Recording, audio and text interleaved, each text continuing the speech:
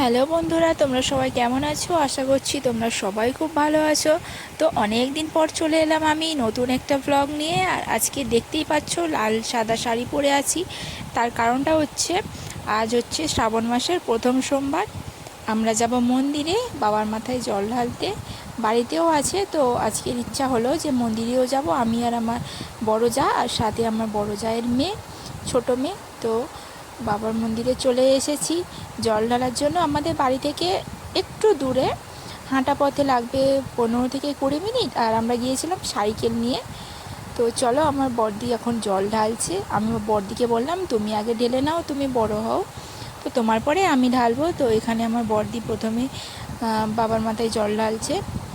আর জানো তো, আমার না এই বছর তারকেশ্বর যাওয়ার প্রচুর ইচ্ছা ছিল, জানি না কেন যেতে পারলাম না। তো যাই হোক, এই জন্যই হয়তো বলে যে ভগবান না ডাকলে কখনোই যাওয়া যায় না ভগবানের কাছে। তো আমার প্রচুর ইচ্ছা ছিল, প্রথম থাকতে ভেবেছিলাম তো যাবই, তো যেতে পারলাম না। তাই কি করব, এখানেই জল ঢালছি। আর এই জায়গাটাই জানো তো আমরা শিবরাত্রি বার করি। যারা আমার ব্লগ দেখো, শিবরাত্রির বার দেখেছো, তারা অবশ্যই চিনতে পারবে জায়গাটা। এই মন্দিরেই আমি শিবরাত্রির বার করি। আর আমি এই যে জল ঢালছি, আমার বড় জায়ের ঢালা হয়ে গেছে। বড়দি আগে প্রথমে ঢেলে নিয়েছে, তারপরে আমি ঢালছি। আর এর আগেও অনেকজন এখানে ঢেলে গিয়েছে। এই জায়গাটায় ভিড় হয় না, একদম ফাঁকা। তো ক্যামেরাটা ধরেছিল আমার বড় জায়ের ছোট মেয়ে। তো ওর আজকে শরীরটা ভীষণ খারাপ, তবুও গিয়েছিল আমাদের সাথে। তো ওর আজকের মানে এতটাও শরীর খারাপ, মানে আমাদের সাথে গিয়েও ওখানে প্রচণ্ড অসুস্থ হয়ে পড়েছিল।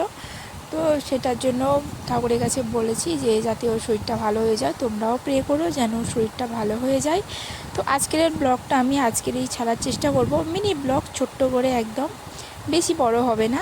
শুধু এইটুখানি, জাস্ট বাবার মাথায় জল ঢালতে এসেছি, এটাই তোমাদের সাথে শেয়ার করলাম। আর তোমরা কে কে বার করেছো আজকের এই শ্রাবণ মাসের প্রথম সোমবার, সেটা জানিও কমেন্টে। আমি তো বার করেছি, বাবার মাথায় জল ঢেলে তারপরে বাড়িতে গিয়ে খাওয়া দাওয়া হবে, তার আগে কিছু খাইনি।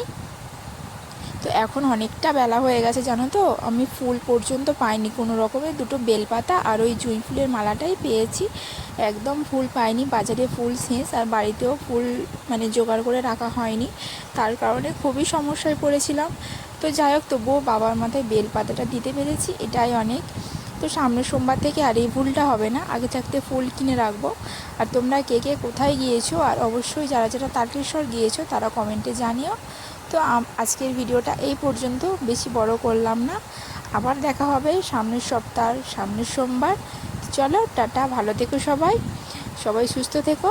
সবাই একটু ভগবানের কাছে প্রার্থনা করো যেন আমরাও সুস্থ থাকতে পারি সবাই। চলো টাটা।